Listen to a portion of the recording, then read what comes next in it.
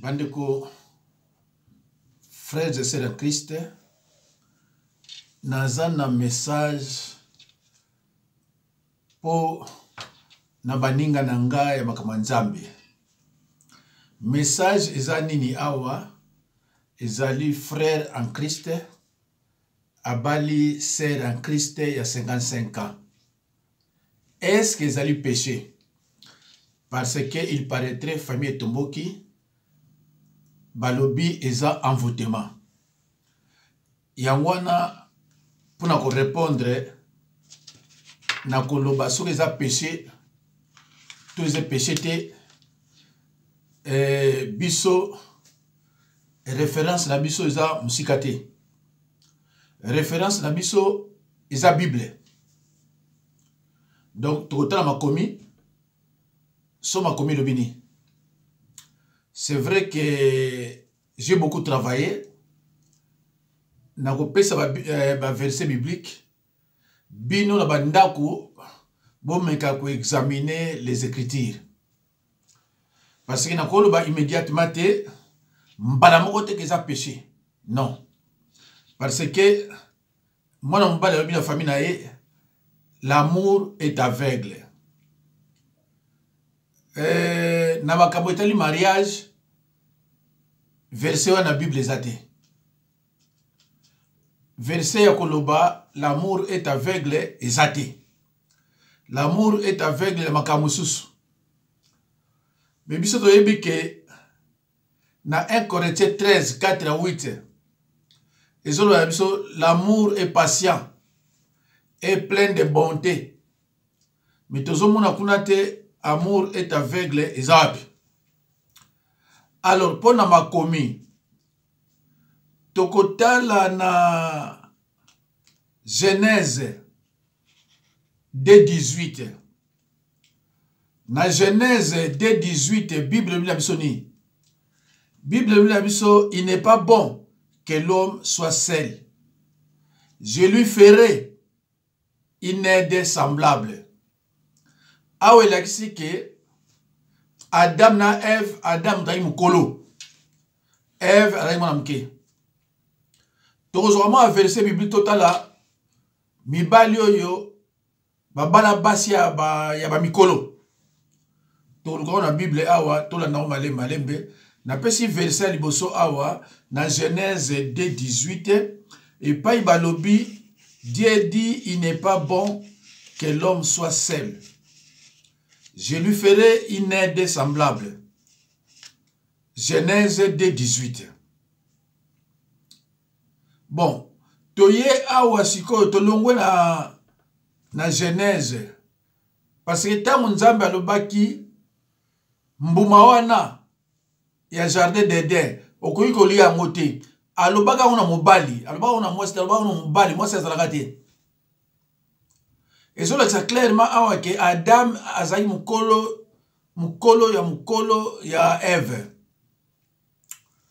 Toke sikoyo na Abraham na Sarah. Abraham na Sarah. Toye bana azali mukolo na azali mwana muke. Bible ezotalisa biso. Na Genèse 17 verset 17. Abraham a 100 ans, Sarah 80 ans. Tango abayi na ba ok, siko bozo bota mwana. Donc Abraham a 100 ans, Sarah a 90 ans, donc 90 ans. Ba ina différence à 10 ans. Genèse 17 17. Alors, tu es comme on sikoyo, Abraham tango a perdre moi sinaye Sarah. Azali n'a plus de 100 ans. Peut-être na ba 120, ba 110, ba 110 à 20. Et pas ya kina ozo moi si mususu. Ya mibale comme on ezaki kentura. Après wana Ketura azaki mwana mukia musika et pas il y a Abraham. Parce que tant Abraham a balaki, Abraham il a plus de 100 ans. Plus de 100 ans. Alors, Ketura a eu ma difficulté au bout de parce que c'est moi qui trop jeune et vierge, je précise. Trop jeune et vierge.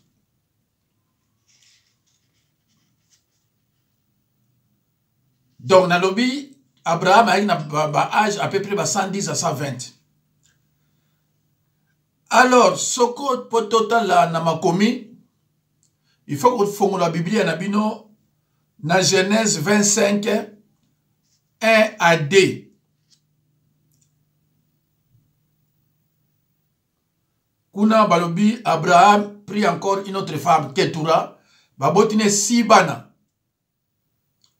Babotine a 6 enfants.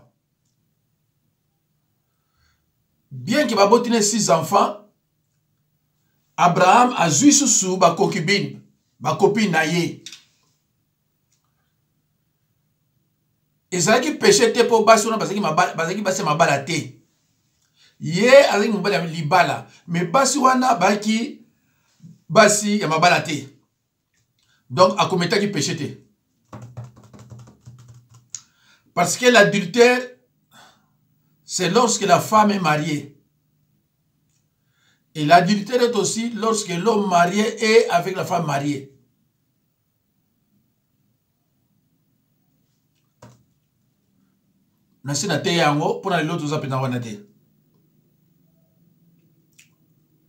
Alors, Abraham a eu beaucoup fa na âge ya 175 ans, 175 ans. Abraham a eu beaucoup fa na âge ya 175 ans. Genèse 25, 7. Na message toujours comme ça va verset biblique. Genèse 25, chapitre 25, verset 7. Balobi dans Genèse 25, verset 6. Il fit des dons au fils de ses concubines. Abraham, dans un koufa, apesi biloko ne pas Isaac, apesi pa ya bana Ketura, apesi pe pa ya bana na ye ou abotaki na ba concubine na ye. Parce que dans la Bible, il n'y a pas des enfants légitimes. Non, il n'y a pas des enfants illégitimes. Peut-être le mariage qui n'est pas légitime, mais les enfants illégitimes n'existent pas dans la Bible. Bango so baza bana. Nzamba pambola bango. Ninge Abraham atiki ba richesse na nyoso pa ya bana na ye sauf Ismaël ala yorate. Alors, toke kotala Isaac na Rebecca. Isaac na Rebecca. Rebecca est trop jeune par rapport à Isaac. Genèse 24, 62 à 67. Binon se voyait que Isaac s'est marié à l'âge de 40 ans. Mais il a eu des enfants à l'âge de 60 ans. Cela veut dire 20 ans de patience, 20 ans de prière, 20 ans de jeûne. Et lorsque vous demandez quelque chose à Dieu, il faut être patient, comme Isaac, comme Abraham aussi. La Bible dit l'amour est patient. Dieu est amour. Alors, Bandeko, to qu'est-ce qu'on a moi c'est Moïse. Séphora a été trop jeune que Moïse. Jusque là, nous avons kende, tozo mona mobali moko te la Bible. Abala moi c'est mukolo to abala koko. La femme de Moïse, Séphora, Exode 2, 21. Moïse na Séphora, bota bana imbale. Moko Eliezer, Moussousou Gercom. Eliezer alaka mwasi mwana ya Moïse.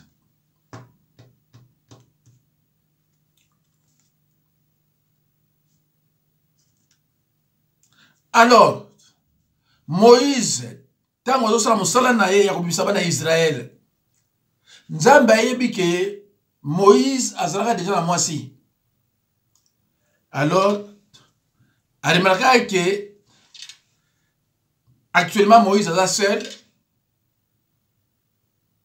Lokola ayebaka déjà mwasi, akomi na posa mwasi. Atiaki na nzela Moïse une jeune femme éthiopienne. Bakendaki na ye, ndenge boyebi na yebisa bino, pour les célibataires, pour des gens qui ne sont pas mariés, amour sexuel de commun accord. Et pas mon côté Bible, ils ont péché. Place mon côté. Il y a un abbas qui a lelaka, azali na mbalité. Après à boti, azol bakaboti ne kobo, oboti ne kobo deni. Pas une mbalité. Au péché peut-être. Relation sexuelle de deux individus non mariés. Tout le monde n'a pas eu Bible et ils ont péché. Pour tout le monde, on a commis. Moïse n'a pas été éthiopien. Ils ont un nombre 12. Nombre 12, 1 à 15. Ce qui est yango, ceux qui ont péché, ils ont versé au bas déterminé qu'ils ont péché. Tango Marie, la prophétesse, ndeko ya Moïse, bangona Aaron, balobela ki Moïse, pona likambo oyo, nani azoki punition, nani Marie, la prophétesse Marie, Myriam, grande sœur de Moïse.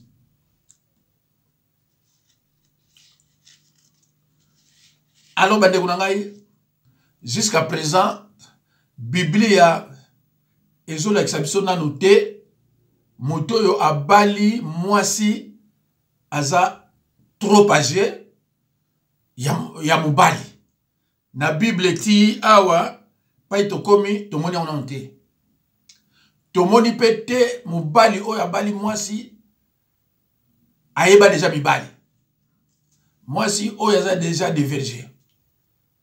Awa ti awa tomoni ona noté mais tozokende. Alors, tu vas parler dans 3 femmes, il y a David. Bandeko, tu vas parler dans 3 femmes, il y a David. Binon, tu vas parler d'abord dans Michal, fille de Saoul. 1 Samuel 18, 20 à 21. Et ça, bandeko, bele balinga liloba. Et ça, bato ebele balingaka ko examiner liloba. Mais ça na bato ebele pesa na makambo mokili. Makambo ya association, makambo muziki, makambo mabala, makambo bibembe, biloko wana nyonso pona ye. Eliki tout. Balukaka Bible so ba beli tona libota na yem taza kobela. Bible est un dérangement. Mais makaba mokili et belé bazala yango bien. Mais ndambo baza côté la biso balinga rappeli loba mingi.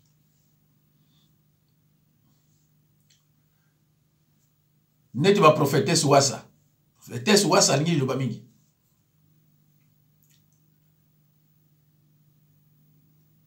Na mususu na tayi komode.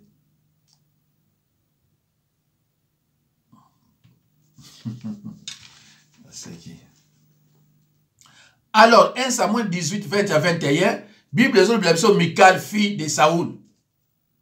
Saoul, Oyo, il a commis l'infidélité. On a un verset biblique dans 1 Samuel 18, 20 à 21. Michal, elle est trop jeune que David. Saoul a yebi pourquoi parce qu'il m'a naïe et pas David. Faut autant à ma commis. Malheureusement, David, l'homme selon le cœur de Dieu, Bangona Michal, fille de Saoul, Batira Kobotate. 2 Samuel 6, 23. Toyebite, tozana yangote, pour natote yangosikoyo. Soki Michal azalaki victime, il a péché, il a père naïe. Père naïe a désobéi. Akendaki kokutanana sataniste. Parce que banako banga eloko moko boye. Nasi na prêcher ba oyo nyonso. Alors, la Bible nous dit dans Nombre 14 et 18, le péché des parents, les iniquités des parents affecteront les enfants. Tu éviter ce qui me calme. Na David wa botagite. Tant mususu. Azaki victime, il y a péché, il y a papa naïe. Tant mususu. Agwa kobota bana moko oyoyo. Bani wala nanzala ya pinzela ya papa. Mais pour n'aller l'autre, on a dit que Zali Koluka, nani na Bible abala mwasi ya mkolo. Wana tozu mwasi na libosona Michal. Na pesi verset biblique na 1 Samuel 18, 20 à 21. Token Abigail. Je précise que Michal a une jeune fille et vierge aussi.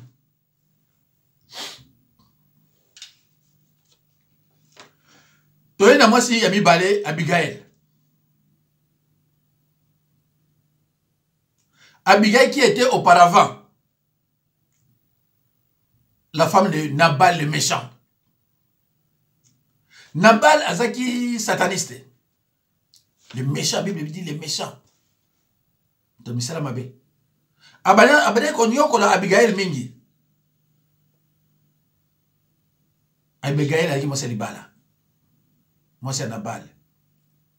Nzamba abomi mbayi na ye. Ndena yipsa abandi minanga bitala. Soko obala ndoki, soko divorce te. Singa na nzambe asala justice. Singa na nzambe asala justice. Balobi, on ne sépare pas ce que Dieu a uni. Mais Dieu sépare ce que l'ennemi a uni. Neti oyo. Israël libala ya satana. Nzamba bomi Nabal. David est joyeux.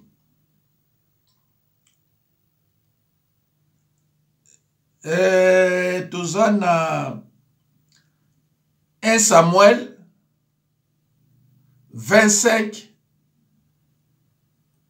Ouh là là, mes chers frères et sœurs, Boulimbisa. Verset qui est bien dans mon tout.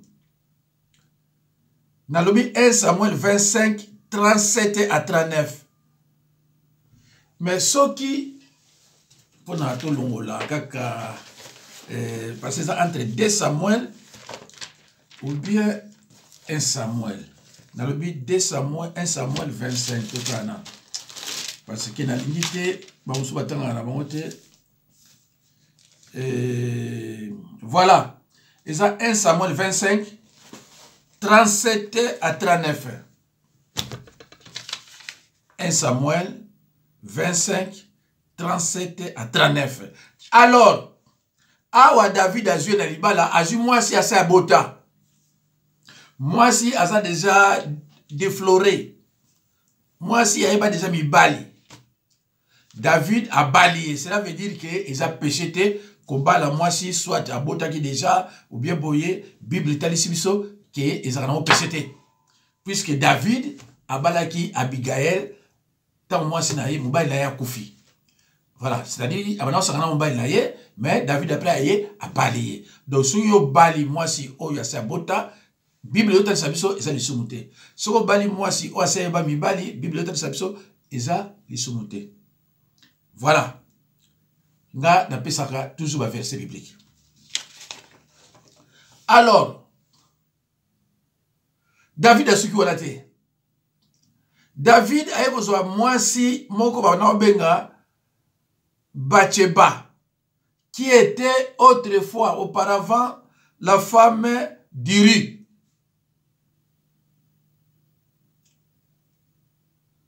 Mwasi oyo babota kine na adultère. Bathsheba azaki mwasi libala, mais elle était très belle de figure. Azaki ki toko moko osaka nango te. Ale David akwei mayanga. Atindi mobali wana bakende na ye na guerre bakeno boma ye pe ba boma ye. Tant ba bomi ye yazi mwasi ya batu akomisi mwasi na ye. David abomi ebele. David kaka soki na basi yote basi musu balaki. Après il s'est comporté neti Yangwana na yebsaka ba ndimi yanga, mais fidèle, le brebis de Jésus-Christ. Tant on a passé ba confession, tant on a sabonné à prier, na yebsaka bango na tango à confession, ce n'est pas la peine de resala ba prière à David. Parce que ouais déjà ba prière ya David, asa ko lela, ma benyo so ya sala et surtout tant ba bomaka mwana ya Absalom. Yo sala ba prière oyo ya yo. Sala confession ya yo. Ko sala ba confession ya David te. David makama sala peut-être yo sala monte na vie. David a boma yo boma te. David a zo moi sa batu yo solo moi sa batu te. Bon yo sala ba oyo ya pourquoi? So aucune église. Aucune église. Po olala kate na butu bambwa balandaka yo omonaka ba policier ozaka na bazamba na banioka biloko ndenge wana. Alors so aucune église moko pose na makambo wana okomi kuna ba piso ba psaume bwaka yango na lobi bien bwaka yango muto okutana ki na ye pasteur aza pasteur te, c'est quelqu'un qui se débrouille na bien yo so lali banioka bazolanda yo oza ko se retrouver na kini oza kolamba to sala mariage et pourtant ça déjà moi c'est le ya libala mais la pourtant ça ba mariage. Alors yo ke siko yo l'église moko boye ba peso ba psaume osambela po yango kima comment mutakoza zo batina niveau na ndeko nanga comment mutakoza zo batina niveau wana ba peso psaume ba David ko le David yo bana ko lobra yango le nyonso yo saloni. Toute délivrance commence par la confession des péchés et la rénonciation définitive aux pratiques. Il faut confesser la repentance. Au fond de la porte d'entrée, il y a un. Alors il faut qu'on ferme toutes les portes d'entrée. Parce que Satan va t'attaquer sur toutes les ouvertures des portes d'entrée. Alors il y a que les gens qui sont ensemble, ils ont fait ça, ils ont même David, ils ont fait. Mouton yo aza koyeba onga zoloba oyo aza vraiment celle la nzambe asala ba délivrance netinga. Mais c'est bizarre. Bambo barandaka yo. Ba lion, ba nioka, ba policier, ba militaire, ba femme de nuit, ba mari de nuit. Alors yo qui dans une église, o yipsi on pas passer la jusqu'au yo, ba psom apesi yo osambela pona yango. Comment mutakoza na buzo batina niveau wana? Parce que bolingi lobate ya wana boko mikosa makalere nyonso. Nga bato ba na délivraka na pesa ka bango jamais psaume. Soko otanga psaume na après délivrance yemoko ça c'est autre chose. Mais pendant la délivrance, na pesa psaume pourquoi? Nga na pesa psaume pourquoi? Bino boko pesa bato nyonso ba pasteur, bolingi yoka kuma prophète te na apôtre. Soko yoka kuma prophète na apôtre okimimbam. Nzoko zoki nene pa mini pa ba aventurer. Alors bande kunanga na banzi tolobi ka Bathsheba na 2 Samuel 11 2 à 5. Bon dans le verset moi bato balinga aliloba. David devenu vieux. On chercha dans tout territoire d'Israël une fille jeune et belle. Abisak ou bien Abikad. 1 roi 1 à 4. La Bible dit cette jeune fille était fort belle. Mais le roi ne l'a pas connue. Bon, on dit quand même que David, le roi David, a couffé, n'a plus de 100 ans. Mais par contre, je l'ai, moi, si, pour chauffer, une autre, moi, si à 18, na 19, c'est-à-dire que moi, si on a comment ma lilité, moi, si on a une moto, ah, ben, on chauffer, moi, c'est à 18 ans, na 19 ans, bah là, la canaille, bah, kangamaka. Mais David avait plus de 100 ans, plus de 120 ans. Par contre, je l'ai, moi, na oya mouké.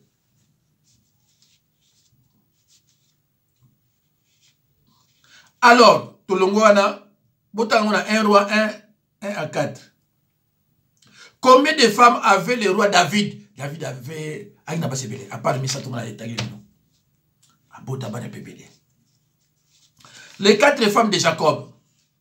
1. Léa. A qui moi n'a manqué par rapport à Jacob. Rachel, pareil. Pas seulement Banamike va vierge. Après, des servantes, Bila, Nazilpa. Genèse 35, 23 à 26.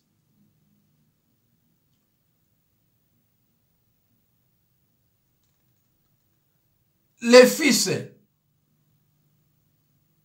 de Jacob, 12 fils, Nabana nyonso yo, Nabasi nyonso minne ya boti na bango. Basi on a besoin de mibalité. Mais il y a qui marié. Il y a basi mibale. Mais la Bible même sote que y a péché qui na ndenga sa relation sexuelle na basi o ya boti na bango bana wana ba on doit former les 12 tribus ya bana Israël. Alors tout ça ba pasteur oyo ba péché c'est belé ba on ba te akaka péché sexuel, impudicité, ba kangama ko traumatiser bana basi ko traumatiser bana ya batu. Mais la Bible zo la kisabiso te que ça péché, et ça péché. Ah ouais, Bible, et sur l'exception de te que ça péché. Mais te ba péché c'est belé. Ingratitude, calmonie. Mais et ça belé ba péché. Bolingo te ya bango wanate. Kakao ekobo, ekobo. Bande ko kanga. So moni musala nzambe. Mateya na ye akanga makane kobo. Aza faux pasteur. Po ayaka po bangi sabino, ta bino na banga bono monete musala nzambe. A musala nzambe te faux. Il faut ayeb saka abala sabino ba péché oyo e ko memayo na lifelo. Ingratitude, rancune, calmonie. Ba péché c'est pelé, et c'est pelé la Bible. Mais jamais ba côté ya bino rancune, ingratitude, calmonie, non ba côté ya bino côté. Oui, la bino ekobo, ekobo. Kaka yango wana. Bande communauté tikele muke.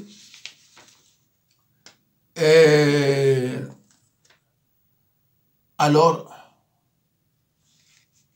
bandeko, na Bible, ata verset mon côté, oyo, mubali, babala na mwasi, baza âge moko. Zwa, moi, jeune fille à 20 ans. Zwa mobali à 20 ans. Au moins, mobali à 20 ans, il y a basi, au moins, il y a un mais moi, moi, c'est moi, je suis comme un banami, moi, ça 40 ans, ça, c'est coco. C'est-à-dire que, ça, déjà, coco. La plupart de ma maman, il y a 40 ans. Sauf que ça, on a coco, alors, je suis comme ça, mon bal, il a 40 ans. Au coco, moi, si, ça a 55 ans. De toutes les façons, basi oyo, bakile nyaki chasa kozwa mibali, ou batika ba poto. Ake kozwa mobali aza moins yaza mkolo na plus de 5 ans. Ça c'est la sorcellerie. À cause de moi si, à cause de mon abato mobali, il y a un colon plus de 5 ans. Ça, c'est la sorcellerie. Baso bazana ki ndumba, sorcellerie. Na yebi mwana mwasi moko, à cause de mobali, baleki na ye, babenga mobali wana, neni petit frère. Regarde-moi des choses comme ça. Babenga ka mobali na ye, neni petit neni. Si quoi, c'est dit, quand vous bengez petit, vous bengez un comment naïe. Oh, mais ça petite. Ça petit. Alors, ils ont péché, ils ont péché. Et l'autre nyonso, ils ont contraire à la parole de Dieu, et péché. À moins qu'il y ait un peu. Et l'autre nyonso, ils ont contraire à la parole de Dieu. Na biso ba chrétien, c'est un péché. Parce que yoso komeli, yoso kubi. Vous avez déjà comme belé. Vous avez parlé de 35 ans. Vous avez 28 ans. Ou bien 30 ans. Yoso kubi. Yoso kubi, vous avez comme belé. Après, du bas, on est dans la chimiate. Le problème, parce que yoso kubi, hier, à ça qu'on découvert, à ça qu'on découvrir, yo déjà, ma camarade, je suis pas. Vous avez écouté le côté. Mais mon bali, même à 100 ans, moi, c'est à 25 ans, ils ont un problème de la Bible. Tu découvres, l'examen. Mon bali fatigué, mais ils ont un problème, ils ont un péché. Dans la vidéo, moi, il fallait tirer la vidéo. Président, il y a Afrique, Sud-Afrique. Il y a Afrique du Sud. 82 ans, non, moi, c'est à 25 ans. Pas beau, tu m'en as mon go. La femme est très contente. Après, n'a été. Alors, bino bateau, maman aussi au kubi. Bamso dans la sorcellerie. Botika quoi, aveuglé, mis sur bateau. Neti, oh, il y a 40 ans. Abali moi c'est 55 ans. On a aveuglé ses yeux. Azo mon athée. Il y a son mon hygiène. Mais bateau mis sur le bon au fond ma bible mon oh, mais comment yo sala. Mais ça ose yo ko balaza mo baké. La plupart des akaliés à la sorcellerie makamwana. Na basi boyebi na mboko tovandi. Moko azana mwasi. Asa mokonzi, ana mwasi, oba nani eleka. Talaka atamba tambolaka. Ils ont pesani. Moubali c'est quoi le blâme ma homosexualité. Vous avez la sorcellerie. Vous avez la sorcellerie. Donc bandeko ko bala mwana bato mobali ya muke